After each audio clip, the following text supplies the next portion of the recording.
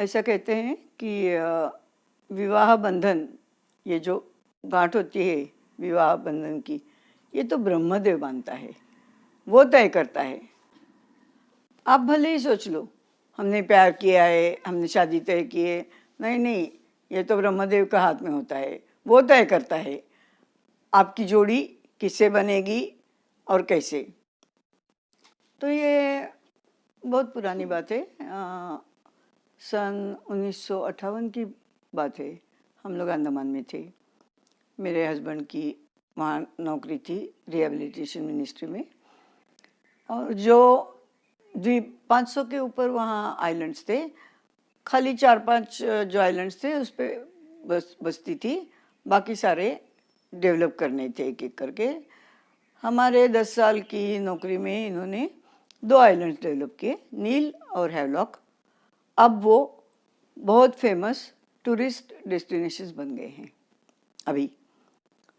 तो तब तो कोई नहीं था, गिने चुने लोग थे, तो एक नेवल बेस बन गया वहाँ पे। तो वहाँ काफ़ी सारे मराठी लड़के ऑफिसर्स ऐसे आए, तो हमारा एक छोटा सा क्लब जैसा हो गया, मराठी मंडल बोलते हैं उसको, तो मराठी क्लब बन गया। और वो लड़कों को खाना पीना मिलता था, मगर महाराष्ट्रियन लोगों को बहुत क्या पसंद है पता है? पिठला भात। बहुत सिंपल सी डिश है, मगर वो बनती नहीं है, तो वो लड़के हमारे यहाँ आ जाते।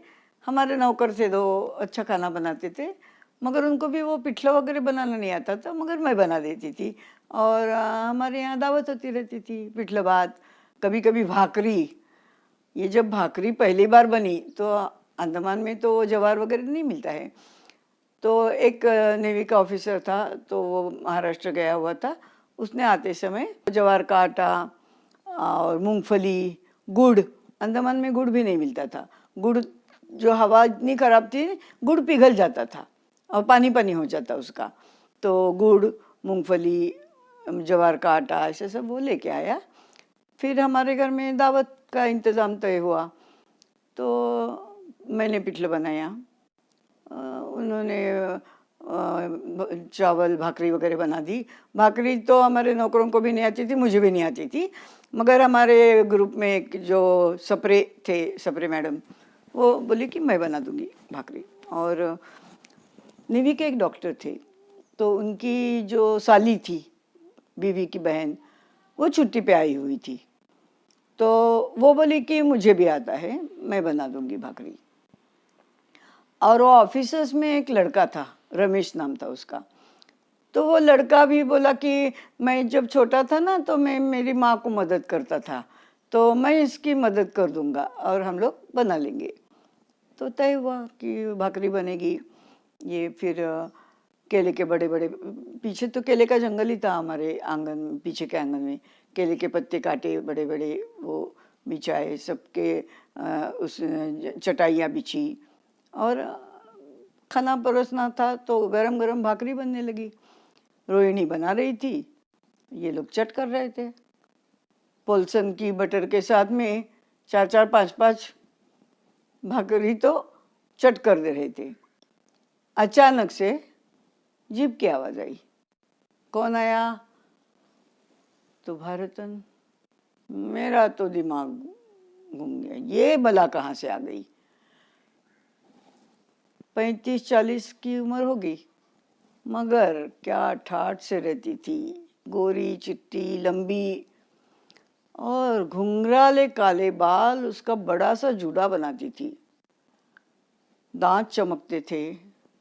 मुझे बहुत बार लगता कि ये बाल नकली है, ये इतना बड़ा जूड़ा इसका जो है शायद नकली है, मगर पता कैसे चले? तो बहुत सज धज कर रहती थी, लिपस्टिक विपस्टिक लगा के, सुंदर सुंदर सिफॉन की साड़ियाँ पहन के, गले में बड़े बड़े पेंडेंट, तो आ गई। अब ये नेवी के लड़के दीवाने हो गए बिल्कुल होना ही था, पर्सनैलिटी ऐसी थी उसकी। उन ऑफिसर में एक जो रमेश था, जिसने वो लाया था आटा वगैरह, तो जो डॉक्टर की साली थी रोहिणी, छोटी सी थी, सांवली सलोनी, अच्छी थी। मेरा दिल बहुत था कि रमेश की उसके साथ जोड़ी जमनी चाहिए। रोहिणी के साथ। तो मैं कोशिश कर रही थी, मगर अब ये जो बला आ गई, उसके सामने रोहिणी को तो कोई पूछेगा भी नहीं। वो इतनी सुंदर गोरी, ये सबको तो दीवाने ही उसके हो गए थे, और ये भोली भाली सांवली सी छोटी सी, इसको कौन पूछेगा, इसकी तरफ तो कोई देखेगा भी नहीं।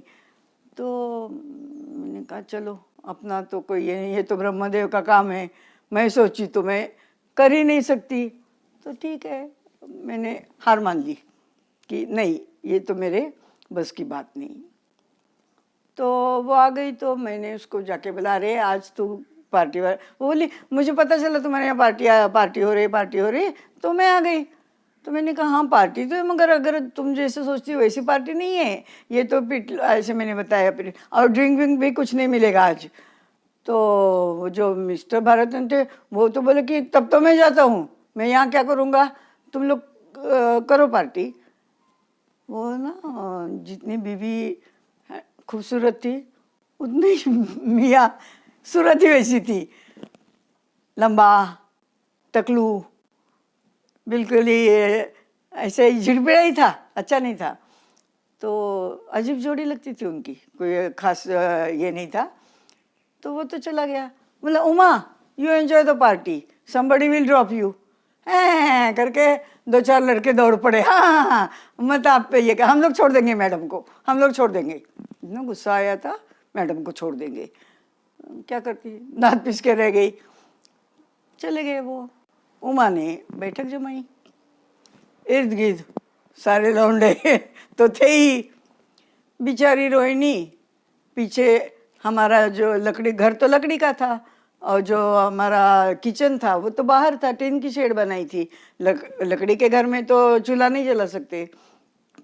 वहाँ बेचारी मदद करके ये बना रही थी भाकरी, पसीने से लथपथ हो गई थी, कुम्हला गई थी बिल्कुल। ये लोग मज़े से भाकरियाँ खा रहे थे पुलसन बटर के साथ, उसको बड़े एंजॉय कर रहे थे। रोहिणी की तरफ किसी का ध्यान ही नहीं गया। मुझे बहुत बुरा लगा, मगर मैं रुकी थी उसके लिए, बाकी किसी ने उसकी पूछताछ भी नहीं की।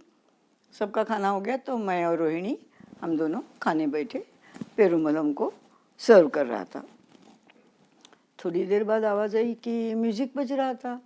उन्होंने बाहर हॉल में डांस शुरू कर दिया था म्यूज़िक लगा के। अब मुझे डांस बहुत पसंद है, इनको भी बहुत पसंद, हम लोग खूब एंजॉय करते थे, मगर रोहिणी को डांस वांस नहीं आता था।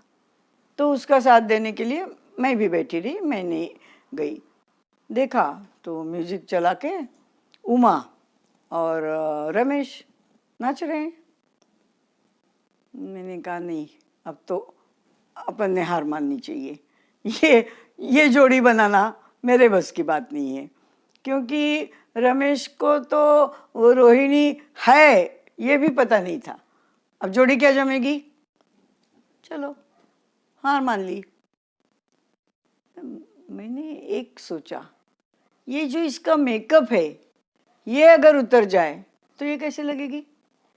मैंने कुछ तो मैं करूँगी। तो मैंने एक पार्टी का बीच पार्टी का ये किया। सब लोग गए। अब उमा तो पानी में उतरेगी नहीं, पानी में उतरेगी तो उसका मेकअप निकल जाएगा। तो वो तो बोली ना ना बाबा, मुझे तो पानी से डर लगता है, मैं नहीं जाऊंगी। मैं तो घनी नारियल के पेड़ ही थे, तो उसमें उसने चटाई ये करके वहाँ उसने आसन जमा लिया कि मैं नहीं जाने वाली पानी में। बैठ गई। थोड़ी देर में मैं नहीं पानी में मत जा, मगर पाँव तो डूबे ले, बीच पे आए हैं हम लोग, कुछ तो ये एंजॉय कर। तो अनिच्छा से ही मगर वो उठ गई।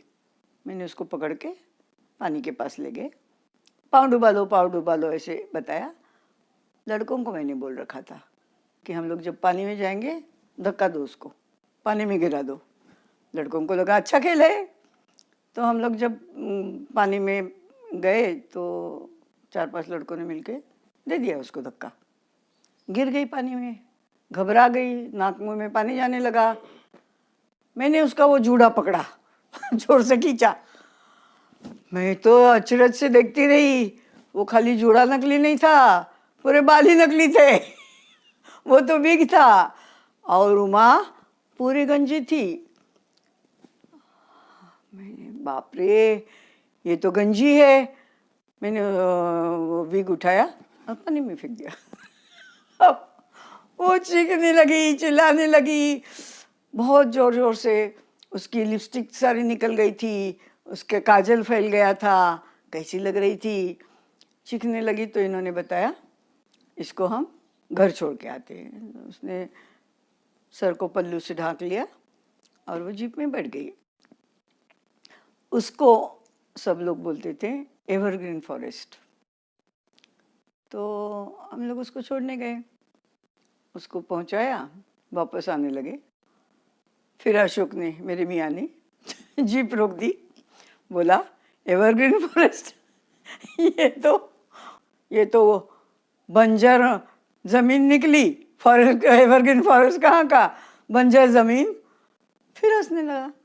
अब मुझे भी हंसी मेरी भी निकल आई, हम लोग दोनों खूब हंसे। फिर मैंने कहा चलो अब चलते वापस।